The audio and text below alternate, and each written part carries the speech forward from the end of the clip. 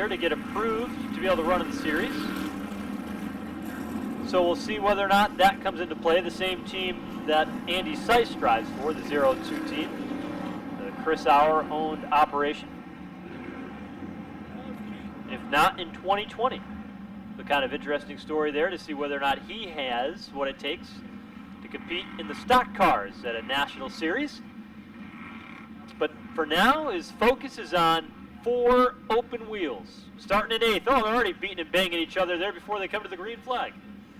There it is, a little extracurricular activity, but now we get things straightened out, get him up to speed, and boy, like he was fired out of a harpoon gun, Stephen Chapman. Can he beat Gagne headed into the corner? The answer is yes, he can. Sparks fly a bit deeper in the field. Narducci way up high through the corner as Berto Lett had a handful in his race car. They've gathered it back in. The battle is on now for the 3rd spot as they come off turn number 4 here on the opening circuit. Chapman leads it. Gagne is there, and then Chris Baines is working the bottom with corner on his back bumper. Well, that looked like a balloon with the air coming out of it, but he was able to keep things under control. Now making a move on the outside. No, a corner. He's in 4th. He's in 3rd as he almost got underneath Ethan DeRocher. DeRocher gets his spot back, but corner is there, and so is Wayne Burrows in car number 32. Burrows working the outside lane. Car skidding on the grass. Looks like Nate Pitko in car number 24. Green flag still out. Now the caution is out. Pitko pointed the wrong direction off the end of the front straightaway. As he skidded his way through Weed Whacker country. This is why I love the light modified. Just the intensity ratchets up with these guys down there in turns 1 and 2, getting ready to get back at it here. 18 laps still remain. And our light modified main event. Who can unseat Brian Narducci, or can they? Well, he is restarting on the inside, and we'll see if that makes a difference as we get ready to raise the curtain on our light modifieds. On the outside, Stephen Chapman has it cranked up. Gagne keeps them honest, though, as they come to the green flag. Black and green, number 88, drives deep down to the bottom of turns 1 and 2. He loses a nose on exit, though. Corna nearly collects him coming off the turn. And it's Chapman away with the lead. And here is Corner. He has inserted himself into 3rd. Will let 4th. Mikey Flynn having a battle with Ethan DeRocher. And Flynn, he will wingding his way. Now it is Corner getting by Gagne.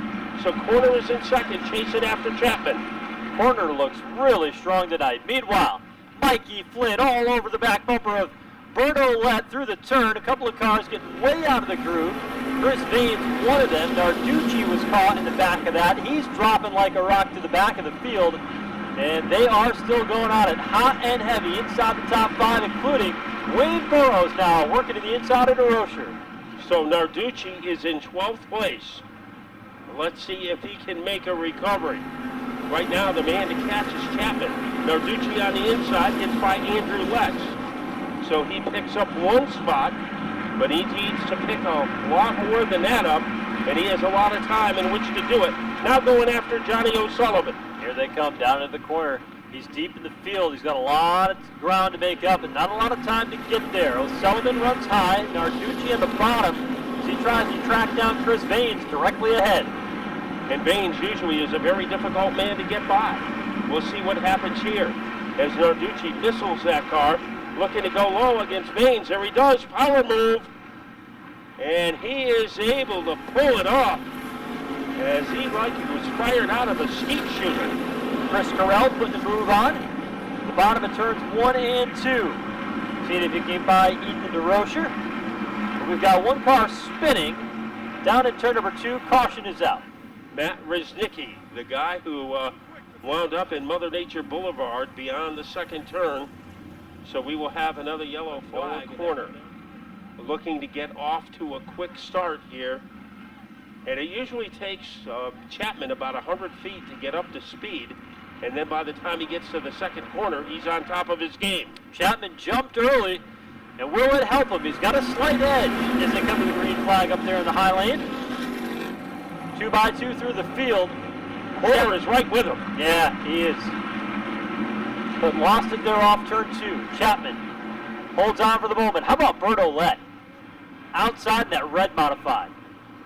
The Streb Trier Factor car getting by Gagne on the outside as Gagne came back to life momentarily. He seems to be good on the short runs. Now keep an eye on Narducci as he thunders his way underneath Wade Burrows, and Narducci trying to get into the top 6. Narducci's coming back to life. Just threw a right elbow on Mikey Flynn, who tripped it up the racetrack and lost 2 spots. Narducci on the charge. Underneath Gagne. Drastic times call for drastic measures. And Narducci is making it happen. He's up to 4th. And that little springboard move worked against Gagne. Now it is Noah Corner and Bert Ouellette in front of him. Still has plenty of time. 9.5 laps to go. But the speeding bullet at the front of the field, the brightest blip on the radar screen, continues to be Chapman. He is running slightly faster right now than Narducci is. Narducci still has 2 cars between he and Chapman, too, and that's Noah Corner and Bert Ouellette. They're racing side by side for second. Contact. Corner goes around. Narducci gets through, and meanwhile, we've got big trouble behind there. Multiple cars involved. Corner was stopped on the inside lane of the racetrack. Many of the other cars trying to stop and avoid him. Chris Carell is involved. DeRocher's in it. Chris Vane is in it.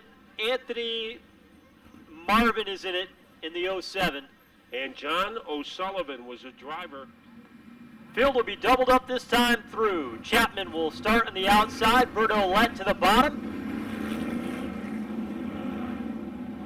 Still not giving them the 1 to go yet.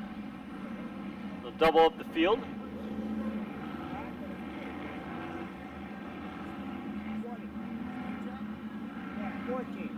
Row number 2 again is Narducci bottom. 88 Gagne up top.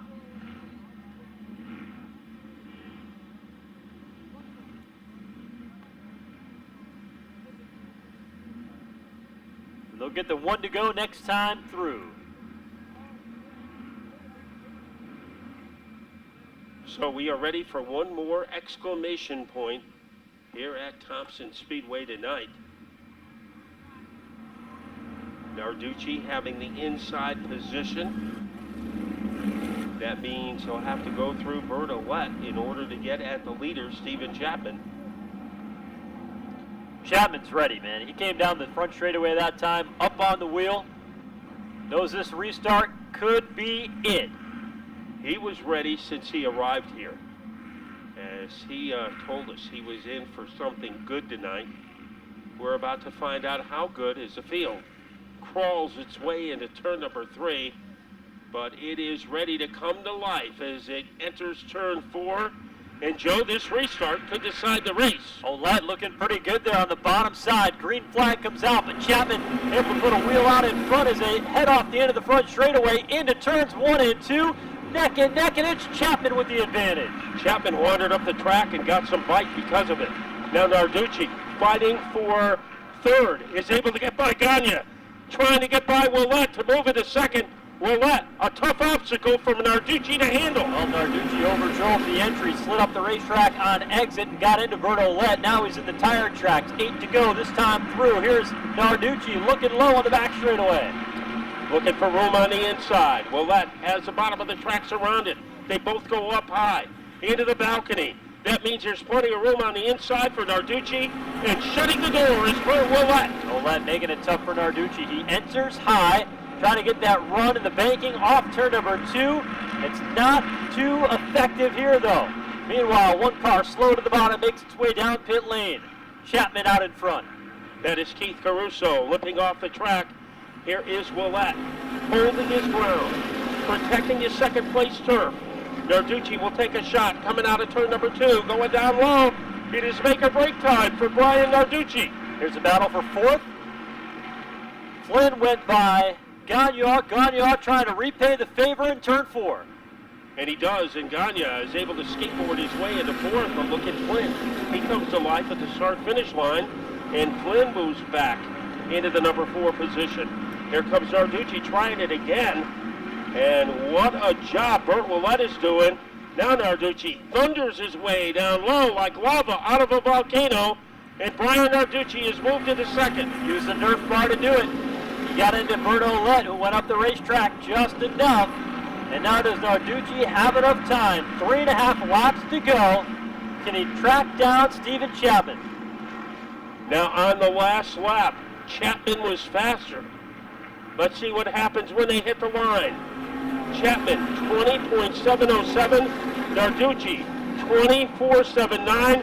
Narducci is 0.3 of a second quicker than Chapman. He's closing, but he's only got 2.5 laps to do it.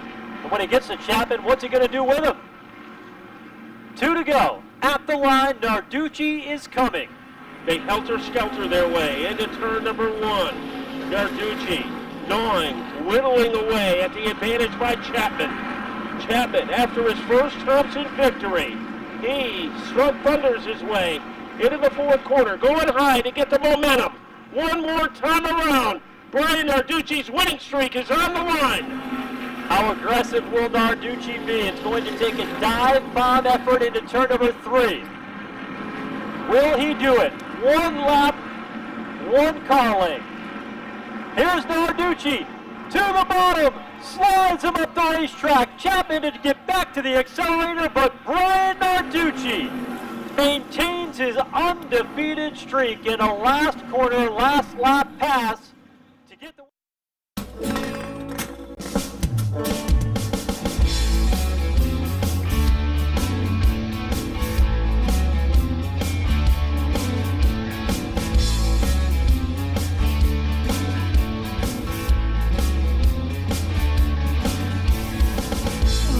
Morning, I'm feeling down.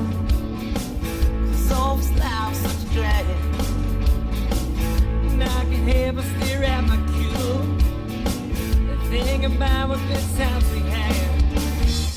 'Cause every day was a sad day. 'Cause I ain't got a thing to do. Have a good time. That's right. Just won't have a good time. All night.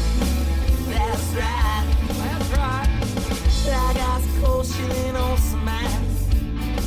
Ain't all the fellas coming. Gonna drink us some every night.